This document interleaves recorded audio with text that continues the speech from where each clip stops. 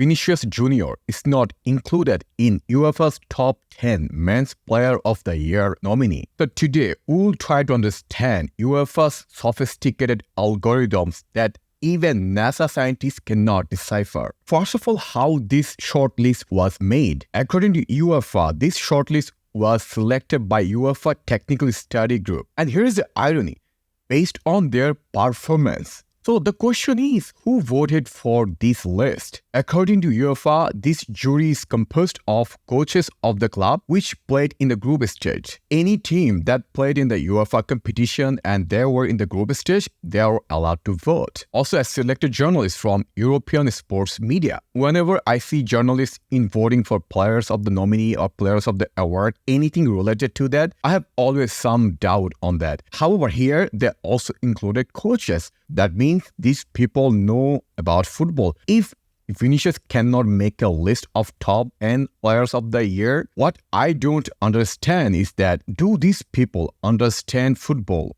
or they have very low IQ about football? These coaches and journalists are asked to select their top 3 players based on the performance. First player would be 5 points, second player would be 3 points, and the third player would be 1 point. Based on the total points, this list is made of. So if we look at top 3 nominee of this list is, first of all, we have De Bruyne, we have Haaland, we have Lionel Messi. This top 3 list is pretty decent. I don't have much argument about each of these players. Let's first check out Haaland. There's none other than Haaland who deserves in this list more than any other player. Man City won Champions League, Premier League and FA Cup, which is treble. So Haaland is one of the main players for their success. Besides, he also broke Premier League goal scoring record for Man City. So no one will question inclusion of Haaland in this list. Second, De Bruyne. Again, he also deserves in this list because he was also a phenomenal player last season. In fact, you can argue the reason why Haaland was so successful is because of De Bruyne. And then we have Lionel Messi. Again, a lot of fans might ask why Lionel Messi is here. It's because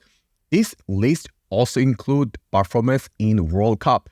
And Messi won World Cup for Argentina since 1986. Despite PSG wasn't successful in Champions League because they were exited in second round, winning World Cup is enough for me to have Messi in this short list. Now let's focus on Vinicius' performance last season because this list is based on performance. Yes, Real Madrid did not win Champions League, neither La Liga. However, they have won Club World Cup, they have won Copa del Rey, and Vinicius was phenomenal. No one would argue, even the Barca fans who don't like Real Madrid, they would argue that Vinicius was one of the best players last season. The 22-23 season, Vinicius scored 23 goals and he had 21 assists. That is enough for him to be in top 10 list. And here's the most ridiculous part of this list. In top 10, there are a lot of players. You'll raise your eyebrow. Why these players are in this list? Why not Vinicius Junior? So based on the votes that is received for these players, at number 4 we have Gundogan, who got 129 points. The question is, does Gundogan deserve to be in this list? Probably, but above Vinicius? Probably no. Then we have Rodri with 110 points and Mbappe 82 points. And on 7, Modric with 33 points. So you are saying last season, Modric was better player than Vinicius?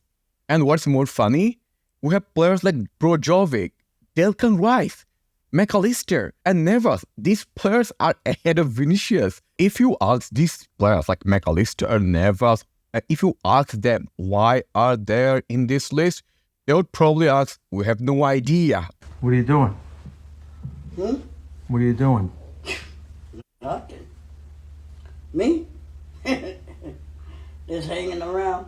To me, this list is a joke. It doesn't make any sense whatsoever. Even last season, when Vinicius Junior won the Champions League, he was on 9th on this list. So if you argue that he's not in this list because he didn't win Champions League, that doesn't prevail also. Also, I'm not arguing that Vinicius should be top 3, but at least he should be top 10. Not only that, he also should be top 5. Let me know, do you think Vinicius Junior deserves to be in top 10 list?